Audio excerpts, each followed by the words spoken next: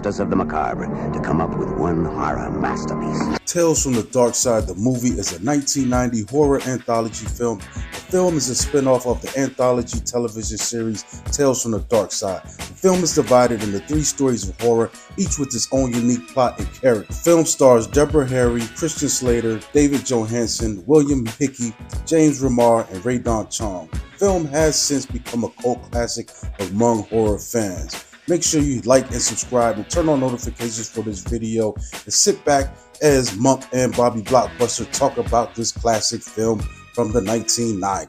Hey folks, man, this is Monk. We are back with another episode of Classic Cinematics. Join us always with my co-host. We got Bobby Blockbuster. Yo. And today we're going to be talking about Tales from the Darkside, the movie from 1990. The thing that got me about this, I remember just the TV show, being a kid, and the intro. I didn't watch a lot of this, because the intro scared the hell out of me. We just watched it earlier, and you just see shots of countryside just going through eerie. It's all sunshiny and it's dark. But it's places you still probably would feel funny walking through by yourself, like remote areas, and then you get this bing, the music, dog. Like, dude, that was enough to make me turn the channel. Hell dog. Yeah. Dude, just imagine if you're walking through that damn farm area or whatever the hell it is, and it's like 2 a.m, then you just hear the music coming out of left field. Man, dog, even at 3 in the afternoon, that doesn't look kind of eerie. Done for it. It's a wrap, B. But as with most anthology films, to me, it has to have a solid intro story, which is also known as like your wraparound story, and that's what makes all the other stories that are being told. It's like the binding agent. Yeah, like now that I think about it, you get Tales from the Hood, and the wraparound is the guys talking to Clarence Williams in the funeral home. Yes, Creep Show. It's the comic books with body bags. It's the mortuary. Even with Twilight Zone, it's the stories being told while Dan Aykroyd and the other dude are driving around in the car. So, what it does is it gives a purpose for the stories to be told in the first place. And even though the short stories vary, and they're very different, it makes them cohesive in a sense that, we have reasoning for why they're happening. And with this one, it's kind of trippy because you start off and you see this like seemingly harmless woman who seems to be preparing for a dinner party. Then out of left field, she opens what looks like a pantry, and there's a full-on fucking dungeon in that jump with a kid chained to the wall. This was wild. It's wild. And she's Hansel and Gretel in them. But it's just Hansel up in there. Gretel. Maybe Gretel got 8 already. Maybe. Where did the kid come? I don't see. He was a paper boy. He says at the end, he was covering, his older brother got sick, so he's covering his paper route. So he knocks on her door to give her a paper. She's like, oh, by the way, you like cookies? And it's funny because due to like, I guess, not paying royalties, the cookie bag, instead of saying Chips Ahoy, says Chips a lot. So that's a cool sight gag, though. Sometimes you do go for the product placement, or people pay for that. But I think this is kind of weird. I don't know if it was that common back then, but also that's kind of cool to have a parody product, in the cabinet. And we saw it in Leprechaun, like instead of Lucky Charms, it was Lucky Clovers. We saw like with Ninja Turtles, dog, you had to pay. You want the turtles to eat dominoes, you gotta have to pay. You know what I'm saying? You want that Pepsi logo up in the background, you got to pay. So with that being said, she's trying to, feed him his chips a lot and fatten him up, nice and right. So, because she plans on having a dinner party, and she won't cook his ass. Yeah. He's the main course. That was weird. Yes. But it's also kind of cool that Debbie Harry is playing the mom. It took me. I looked at her and I was like, she looks familiar. And then when I read the cast list, you're like, oh, that's Blondie, Heart of Glass. Yeah. Shout out to Hip Hop 50-year anniversary. Hip hop, what I'm saying? I just want to, point that out. But that's crazy. Since we're cast dropping, and the little boy is played by Matthew Lawrence. So the next time we see him, it's Boy Meets World. So it's like, damn, all right, cool. So, but yeah, it's really cool. So what the kid does to buy himself some time is in his cell there are cookies and there is a book. Tales from the Darkside novel, and the woman references the fact, she's like, I used to love that book. I used to read it all the time, but I can't really remember any of the stories. And then once she starts pulling out all of the equipment because she starts to tell him what the techniques are, how gutting a fish. She's about to turn ducking this dude. She's like, yeah, I gotta cut you from here to here and take out all the stuff that's not edible, like your intestines and your heart and everything. And so she's pulling out her utensils, and he's like, oh, so you like stories out of this book? Well, let me go ahead and tell you one. You know what I'm saying? Yeah, he's trying to find a time, get her off her guard, and find an opening where he can make this escape, and then we get our tales. And it's interesting. The first tale that he brings up is a tale called Lot 249, where we meet a guy who kind of earns money on the side by selling rare and crazy items that he finds. He flips them. You know what I'm saying? And it's kind of happening on a college campus. Mm-hmm. And the interesting thing about it is it's adapted from Sir Arthur Conan Doyle short story. And if you're familiar with this kind of material, Conan Doyle has, inspired a lot of filmmaking and storytelling. He's one of these guys from that Weird Tales era. He wrote Sherlock Holmes. Yeah, and this story was made in 1892. Mm-hmm. So it's kind of interesting thing. But anyway, the star power in this segment is dope. This is not my favorite segment though. No. We got Christian Slater, we got Steve Buscemi, and we got Julianne Moore in this story. But I think it falls short for me is just everything overall is just so mediocre. For one, I'm gonna get to that point I'm making. but basically, ends up it's a mummy, man. So sarcophagus, mummy sarcophagus, and there's a scroll that's attached to this. So somehow this mummy reanimates, man, and it starts attacking people immediately. And I forgot. I think with the scroll, you're able to kind of control it a little bit. Control it, yes. Yeah. You kind of set your sights on your victims, and he will only attack those victims. Yeah. So that part it's okay. I just think the story itself is just told in a lackluster kind of way, man. This feels like tacked on. It feels tacked on in a way that opening sequence in Creepshow 2, the story, it just feels like it's there, but it's just not a very filler. And it's crazy that your first story is filler. Like you got 3 stories.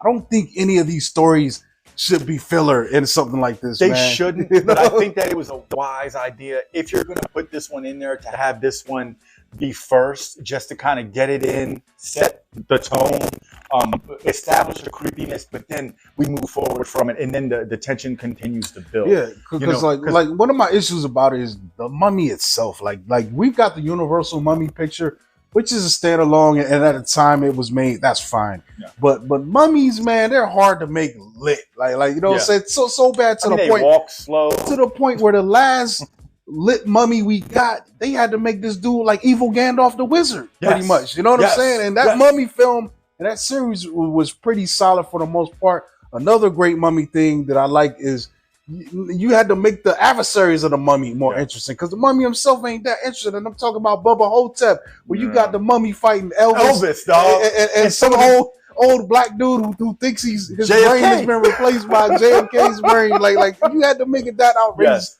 to make the mummy interesting. So for the most part, this mummy comes to life, cause some havoc, and there's some interesting rivalry, not even that interesting to be honest, with Buscemi's and Slater's character. And then there's a double cross kind of thing going on. What it is that Julianne Moore and her boyfriend, who also is Slater's best friend, she's writing the papers for her boyfriend, whereas it was a competitive writing piece, and the winner gets to go to Europe. And so Julianne Moore writes the paper for her boyfriend, where coincidentally enough, Buscemi was the other top competitor for this thing. But then what Julianne Moore does, she takes it a step further, because Buscemi's character works in like an artifact place.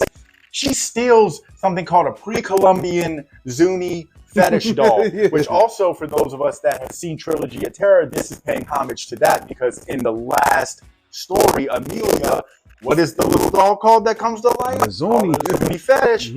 There you go. But so pretty much they steal the thing, and then an anonymous caller comes in or is placed, and they say, "Oh, Buscemi has this fetish doll."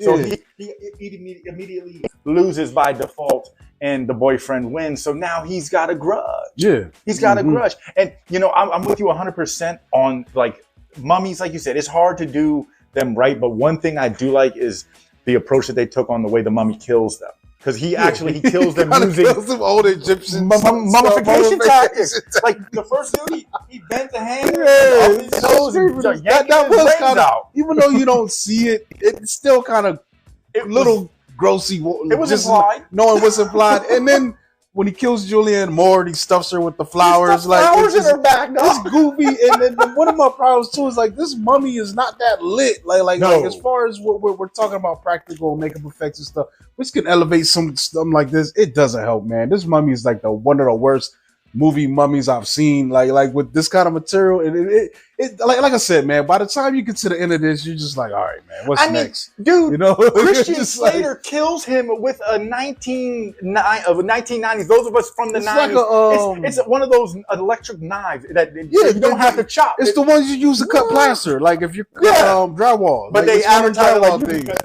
butcher your Thanksgiving turkey, you try to cut it with that. Yeah, it's one of them drywall kind of things. Yeah, it cuts through the leg with it. Like, what? That's how you killed it. And it's weird, man, because then we get the scene where Buscemi's tied up and he's threatening him with the mummy, and then Buscemi's like, he's lying to him about the scroll. He's like, that scroll only controls a specific mummy, and he, talks this shit. So, somehow Buscemi he spares his life, and then Buscemi's out in the countryside. He's going on to live his life.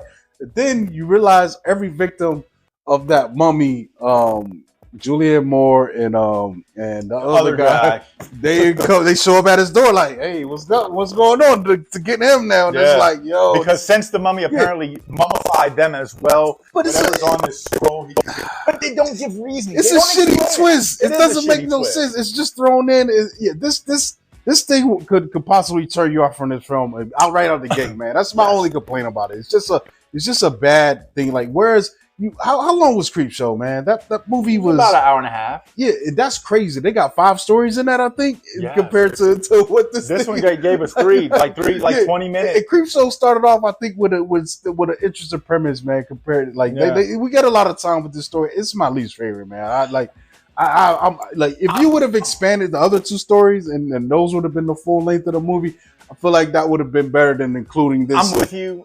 This one is also my least favorite. Like I said, it's kind of like when you compare it to like dinner. You know what I'm saying? If you don't like asparagus, right? You eat that first, and then you save the meatloaf and mashed potatoes because it's better. They did the same thing with this. We get it in, get it out the way. This one, I feel like because of the star power. Mostly Christian Slater, because Buscemi wasn't nobody at the time, and Julianne Moore. This was her film debut. She wasn't nobody. So Slater might have drawn people in who were fans of like things like Heathers and other films that he was up at the time. Gleaming the Cube. Yeah.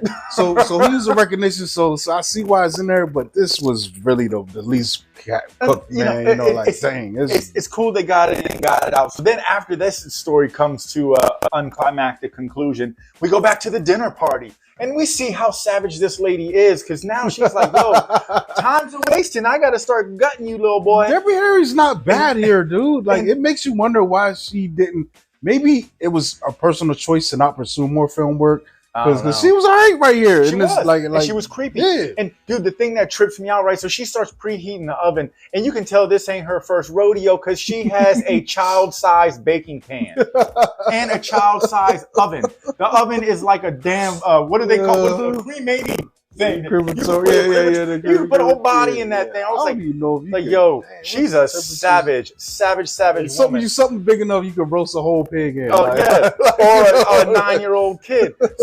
So we get that. And, luckily the shout out to the barbecue battle on Netflix, man. I've been watching. I love that shit. And so this, this leads us to our next story, because this young man, he's very creative. And he's like, man, you know what? I think the oven needs to preheat a little more. Let me tell you another story. So, what's funny? So there's a funny part, too, where she calculates the amount of time it would take to cook him based on his weight. By his weight. And he does the math for her. But the funny thing is, when I was reading, info about this, that math is all wrong. It would actually take her, based on her formula, it would actually take her like 15 hours to cook this kid. She should have started cooking them yesterday. Don't want that meat to dry. Like it's a slow cook, or like it was crazy, man. Like it's wild. But bro. yeah, so this brings us to our next story, Cat from Hell, which this one is really, really cool. So for starters, this one is wild. This one's wild. It's written by Stephen King, and then the film adaptation was written by George A. Romero. And this was initially supposed to show up on the original or the official Creepshow 2, but they had to swipe it due to budgetary restraints. I mean, and anyone who's so this was the one that we talked about that was cut out. It was supposed to be cut out. So, but the cool thing, what I really like about this is the origin story of this short story. So, in 1977, in March, in an issue of Cavalier magazine, what Stephen King did is he dropped the first 500 words of this story, and then they opened a contest for pretty much to finish it. Subscribers of the issue to finish this story, and then the following month, in the same year, the same magazine, they dropped the winner his ending segment, and then the full Stephen King version of this story. So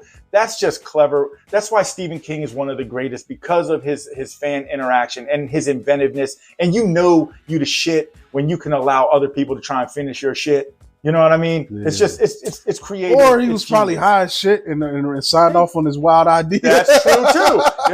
I'll try to give him the benefit of the doubt. I would recommend folks check out On the Writing by Stephen King. It's a really good book about writing, and it's also autobiographical, and he goes in depth about his drug abuse and drinking abuse. A lot of era. Like it's crazy. A lot of that. And Forrest Light, Tall Boys. Yes.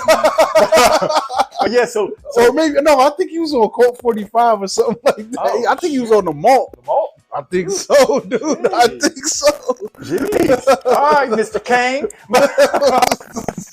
So the cool thing with this story, it follows this hitman who, initially he pulls up, he's in a taxi cab, and he's hired by this elderly rich guy. Mm-hmm. And pretty much, he goes into the mansion, and old man's like, yo, I brought you here to do a hit, bro. Like, I had 3 other people living with me, and they're all dead now, so I need your services for a hit. And he was like, by the way, your target's right behind you. Dude turns around, he's like, what? And it's a cat. It's a cat, a house cat at that. So, and that's like shout out to Mark Margolis, who's in this feature pretty heavy at times, and he just passed away. But if you know him, he was the senior gangster in Breaking Bad. Yes, you know what I'm saying? Yeah, the Bell wheelchair bound guy. Yep. And he kind of looks similarly aged in this movie, which is crazy. It's like, how old are you, bro? You look like this in '90. Breaking Bad was like, and then like mid 2000s. Get the hitman who's played by David Johansen. He does a great job. And then the elderly guy is played by William Hickey, who the only other thing I really remember him as, he was the great grandfather who lit the Christmas tree on fire on Christmas Vacation with a cigar. So. But yeah, so what ends up happening is we get this really dope story building as the old man feels compelled to explain to the hitman why he's putting a hit on a cat.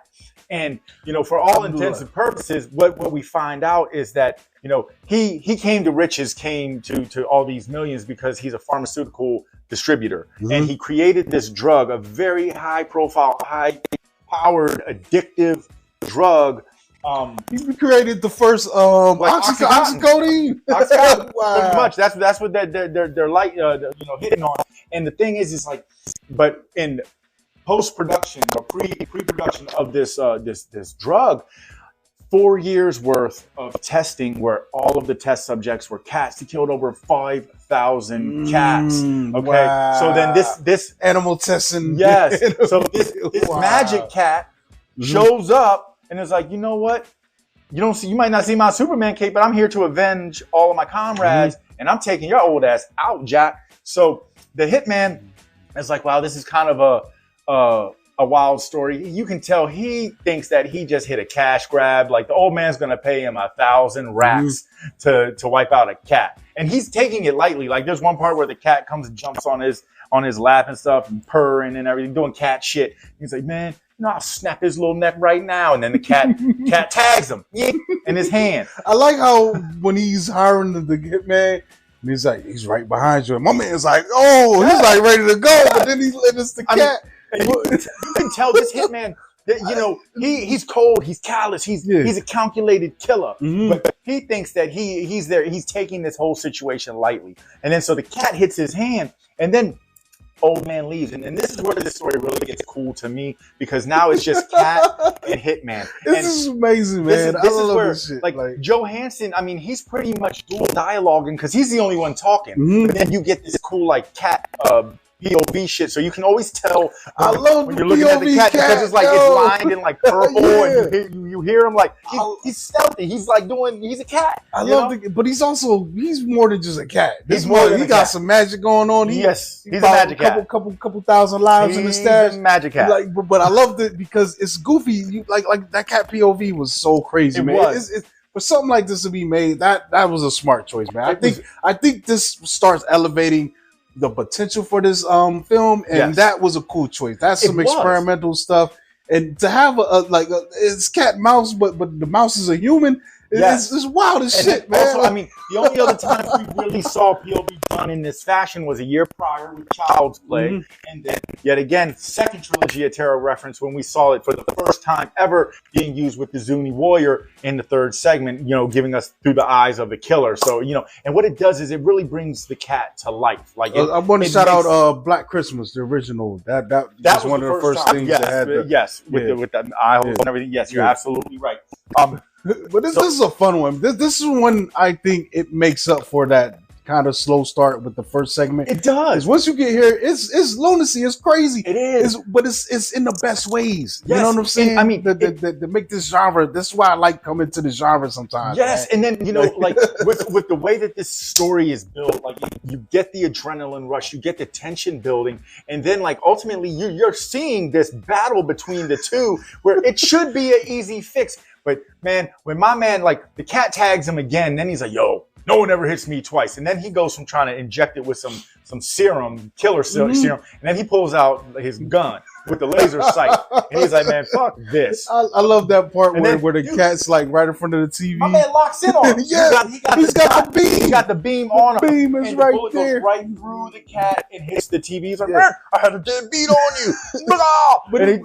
But it shows you this cat is more than just a cat. More than just a cat. Like you said, it's the expression of that thousands of dead cats, their abuse, and that's it. Like this cat basically started killing his family members and stuff, so taking them trying to stop it. And to see this manifest, and then they send this hitman at him, it's amazing. It's great. It's goofy, and also I think this is where the film elevates with the effects and the gore. Yes. Like I was just about to get to that. We finally get to that. Like the crappy mummy stuff, you forget about it because what's being done with this cat is so good. Like I don't know how they got this cat to do the real cat to do the physical stuff, but then there's the FX and fake prosthetic cat, and that's the thing too. Yes, the ending, the third phase is very enjoyable, very climactic. It's there's something that happens, and those that haven't seen it, you gotta watch it. Like every time, even though I know what happens, it's like I want to look away, but I can't.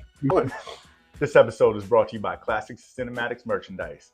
Now, y'all know just as well as I do how much an unwanted phone call can mess up your day. But with this Classics Cinematic cell phone case, I might not be able to stop those douchebags from calling, but damn if I don't look cool when I talk to them. Don't be afraid to be cool. Get yours today by clicking the link below. Yeah, I gotta see it. I gotta see it both ways. And you know, this is a testament to George Romero, because this was his idea, and he said that they told him. You know what's funny? Well, this could have easily replaced and when I think back to Creepshow, there's probably a segment. I'm trying to think what I would have taken out and kept this in. That would have made that movie.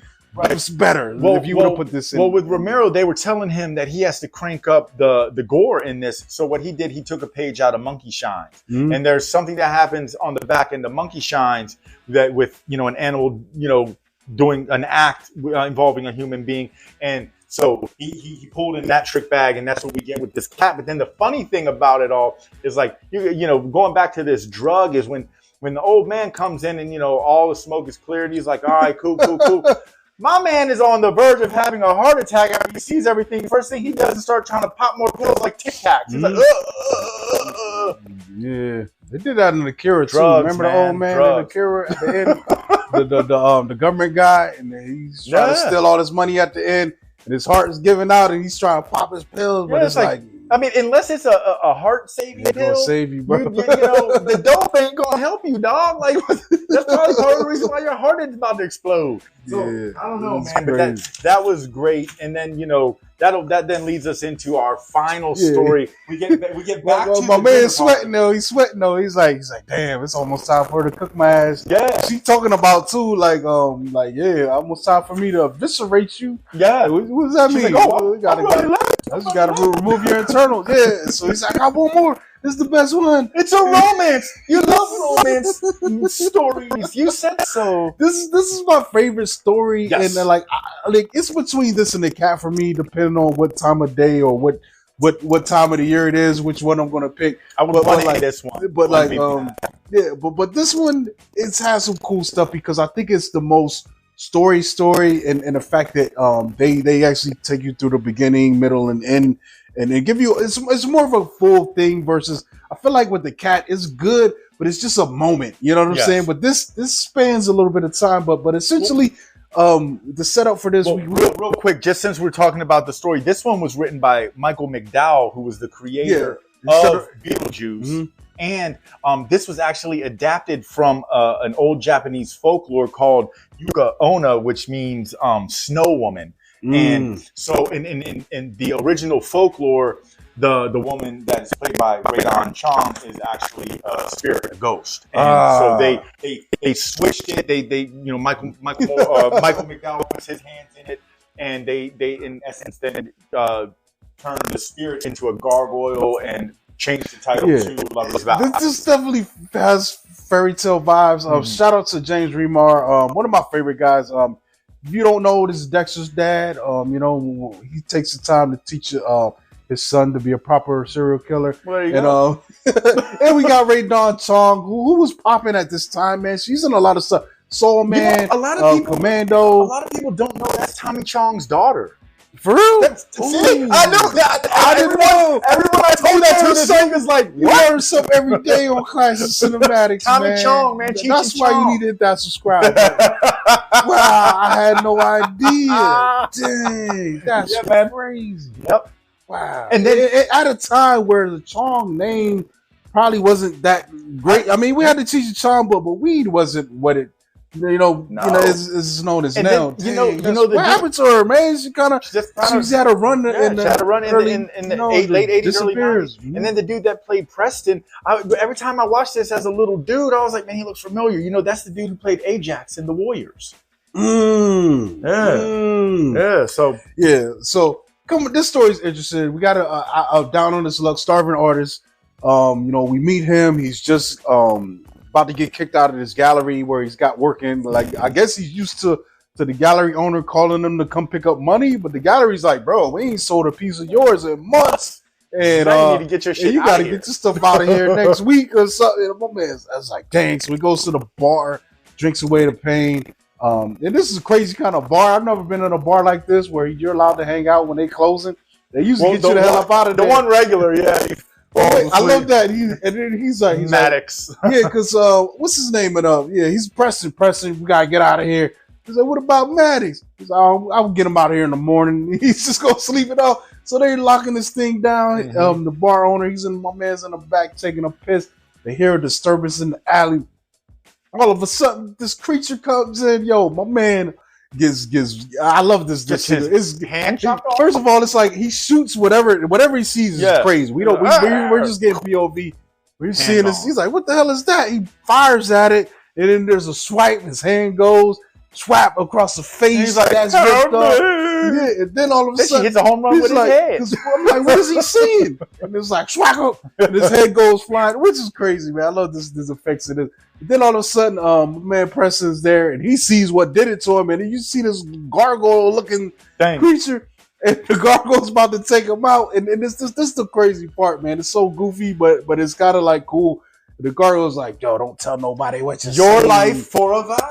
You can't tell nobody what you see. You can't tell nobody about me. You can't tell nobody what I look like. This night never happened. You cross your heart. And then boom. And then all of a sudden, my man's all right, bet. I like the cross the heart part because it's like seals it. because he didn't really respond. Did he say? He said okay. Yeah, he said okay, and then it's like same thing you do. Somebody had a fucking gun in your head. Like, don't say shit. Yo, Gigs a fucking mad claw marks in his chest. So then, he's going back home, and he sees a woman out in the street. Well, real quick.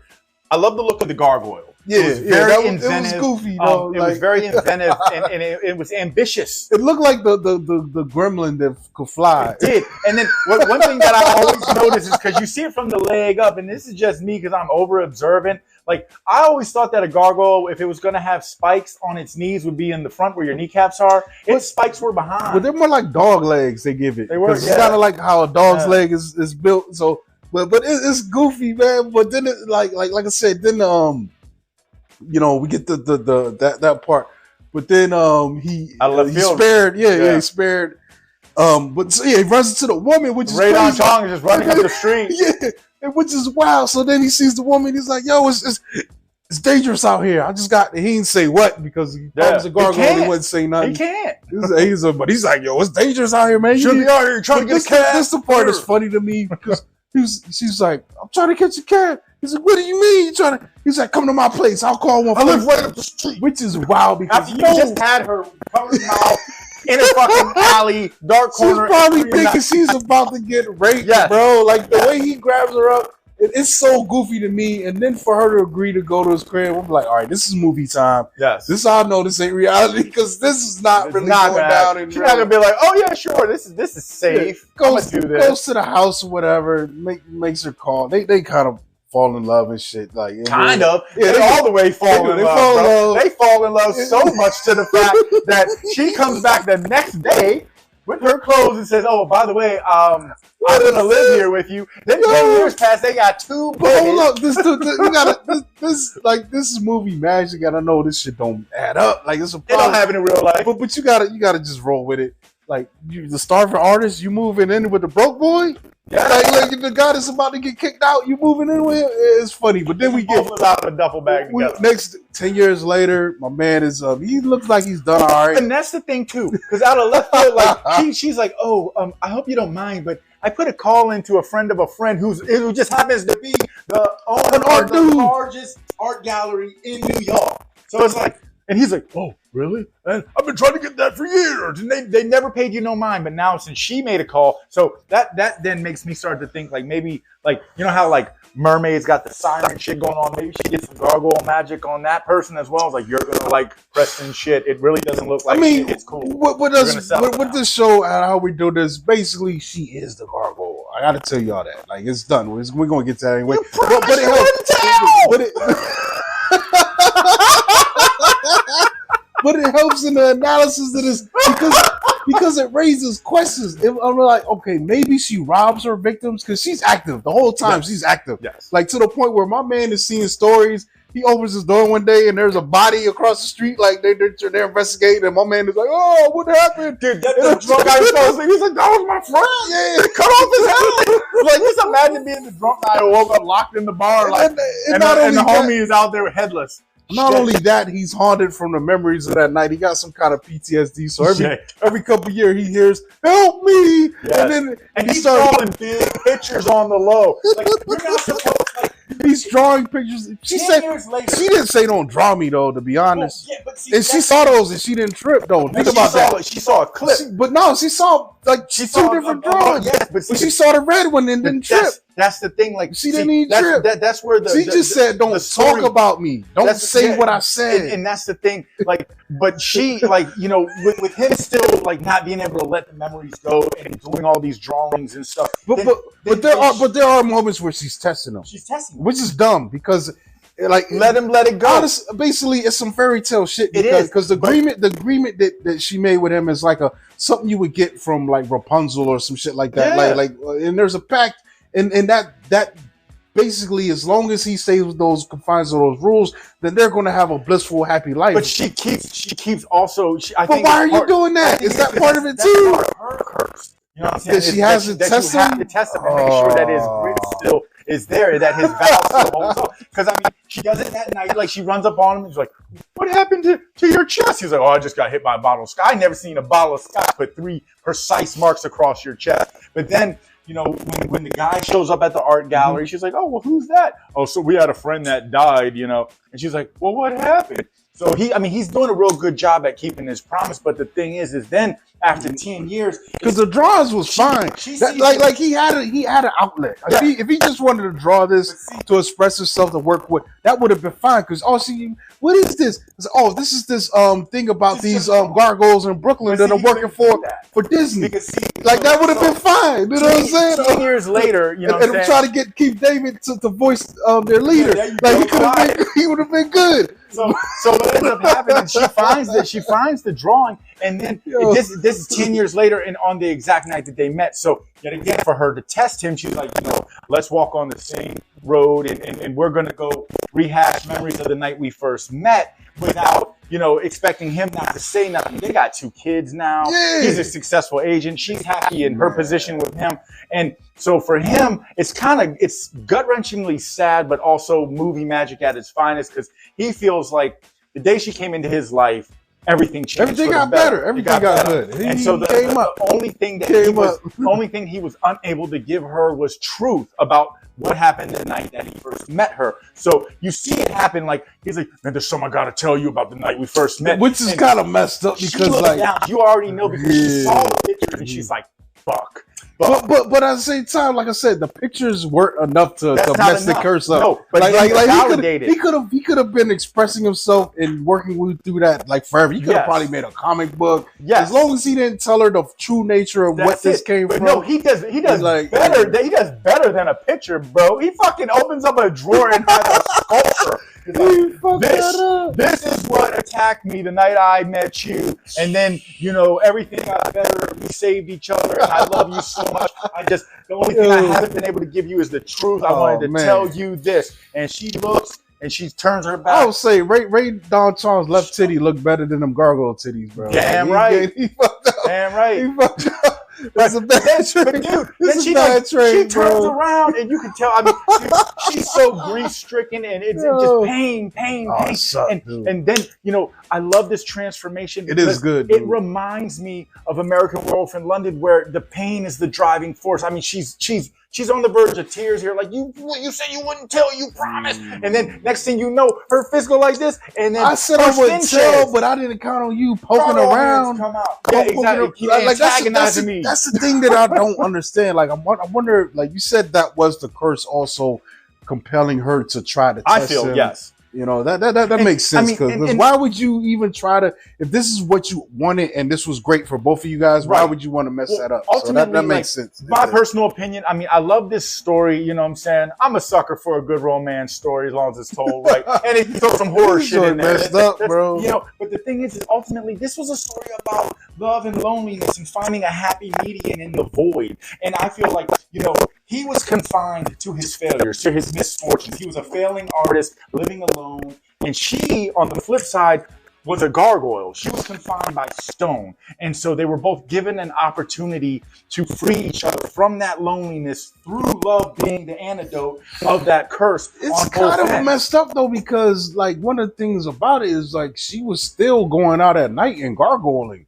Like, she was still killing people. Probably. You know what I'm saying? I think that one scene indicated that when, or wasn't a flashback when he out in the street and that guy's in front of the ambulance, like, oh my God, what happened? Like, I think she was. No, that was the next day at the bar. Oh, for real? Yes, that was the next day. That was the guy that was in the bar. So maybe she was good. But then here's my thing: it's like how are you making these connections? How are you? We didn't see her going to work. What happens is she's like a house mom that has connections. The vow freed her from being confined to the stone as a gargoyle. It was her opportunity. I feel like the curse, like ultimately whatever gargoyle curse she had on her, it's like, okay, every once in a blue moon, you get an opportunity to, you got to kill somebody and ransack them and put the fear of God in them and then make them make a promise to you that they'll never tell. If they never tell, then you get your crack at happiness. You know what I'm saying? And you don't go back to stone. And because remember, she says when she comes with the bag,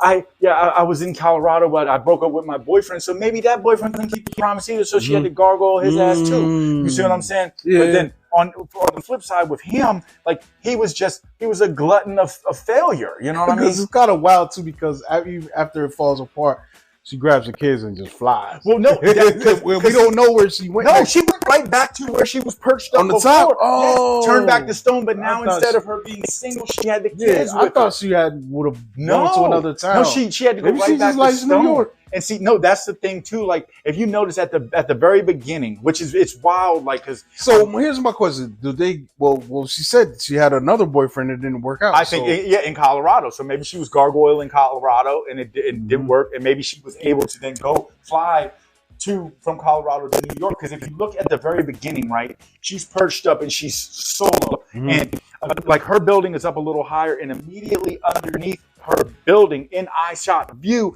is Preston's fucking New York loft, where everybody knows the studio apartments ain't nothing but windows. So she's in there, just watching his ass. So I think she already had set her sights maybe she felt like he would be someone that she, could fall in love with. Well, she knew that he didn't have a revolving door of women, and that he couldn't artist right either. So, she was like, shit, I got one. You gotta fix her up. Yeah, gotta fix her up. There you go. Shit. So then ultimately at the end, that's why she was so grief stricken and hurt, because she was like, man, I had the man I loved. We had kids together, but now not only did you bring me back to the curse I was running from, but now you brought the kids into it, because now they're gonna be. The kid part was so messed up. No, exactly. Wow. And so all. And then they all just eat them.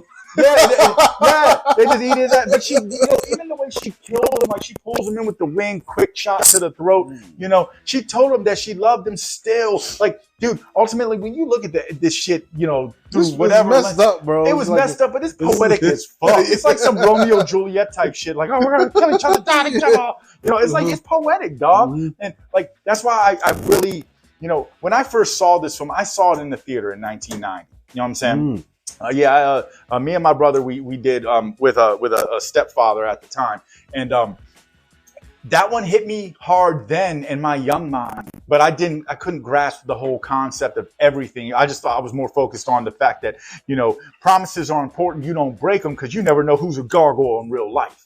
You know what I'm saying? But then, as you get older, like as me being a parent now, and everyone has ran their rides with relationships, whether they are good or bad or whatever. It just shows the importance of keeping a promise, and whatever that promise entails, the details are irrelevant. Is when you tell someone that you love that you are not going to say shit you don't. Because when you do, there's consequences. Now, granted, they might not turn into a gargoyle, but they might turn into somebody who wants to grab a frying pan and tag your ass. They might turn into someone that picks up the phone and calls the cops and ruins your life that way. There's a lot of shit, dog. So, I feel like that, this story. But also tell me what's going to happen if I don't. Like, you got time. You need something to stew on. You need you got time. Like if you accept this and you go back on your word, I'm gonna kill you. I'm a gargoyle your ass next time. Then I would be like, I ain't saying shit. If that was the case, I wouldn't be drawing no pictures. No, man, shit. I'm gonna drink myself into a slumber. Forget about that. That night never happened. That's a blip on the radar. It's wild, man. Like I don't know, man. This is probably my favorite one of this film. Absolutely, man. by far. By far. Then we get back to my boy.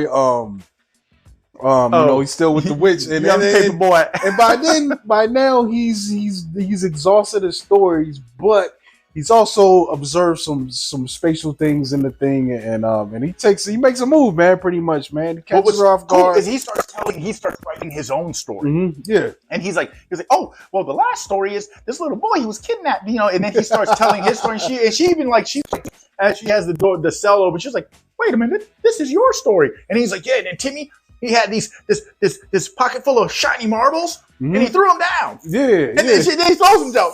And then she slipped on her. She's like, she falls on the little needles things that she was going to use to sew his ass up with, and basically, you know, she just gets jacked up, and he's able to grab her keys. And she tosses her ass in the oven. Yeah. And that was a multi-service human cooking pan in that oven. Was there a Tales from the Dark Side 2 movie too? No, that's the thing too, man. It kind of sucks. there was rumors that they were going to start making one, and then it never made it past pre-production. Which I think right now in 2023, it's been a long time since we've had a solid anthology horror movie, and why not retread this territory? You know what I'm saying? You can bring in some new talent, like get us some James Woo. He can write one of those stories, and then a couple of the more new age modern horror icon writers that they can give us 3 new stories by today's standards, and I think that it would fly, dog. I think that it would do great. And I also firmly believe, and if this shit happens, I want some residuals for this. They could also retread the Gargoyle story. Yeah, you know I think you're gonna have some fun remixing that. Because then she has to find somebody else down on his luck that's also willing to raise some kids that story is good enough to be a feature length. I think, man. Like if you really took the time to expand it, flesh it out. I mean, it's wild for sure, but I think you can make a good film out of it. You know? Absolutely, you could. And like I said, expand the lore, man. Make a part 2 to that joint, man. Yeah, I wonder. Is there a way to watch the original series online or anything? I don't think YouTube that shit. Yeah, you probably would have to, because the only thing I found just with this search on this Google was a DVD set for the entire. And you know, but they almost did I think it was 94 episodes and 4 seasons. They for the syndicated and it started in 83, which is interesting. I didn't know it was around. And a good run. And the cool thing is too is a lot of the acting talent that they had in this movie were also acting talent that they used throughout the series length, like Christian Slater, William Hickey. There was a few other people, but those were the 2 names. I was like, damn, all right. So it's like, it was just like how, Tales from the Crypt, man, when they first started having their show, then a lot of people in that first season showed up for Demon Night. Yeah. You know what I mean? So it's nice when, people show appreciation to, where a show or a series started, and also where their careers could have potentially started, or something that made them more memorable as an acting talent. You know what I mean? Yeah, that's what's up, man. I think we're gonna wrap this one up though, man. It's worth a watch, man. Like I said, if you're a fan of these, early era anthologies, man, I would definitely say check out Tales from the Dark Side, the movie from 1990. Yes, and I'm with you. The rewatchability is there. This one, if I had to rank, or come up with a top 5 list, this one would be on my top 5 anthology favorite list, regardless of if it's horror or anything else. I have a place in my heart for this one. I always will, and it's not just because of personal reasons. It's just what you see on screen is good. And if you've never seen it, watch it. And if you've seen it, watch it again. Don't break no promises. All right, folks, man. We're going to catch y'all next time on the next episode. It's been Monk. You catch me at Monkey Blood on Twitter and Instagram. Oh, it's not Twitter no more. It's X. So catch me on X and Instagram.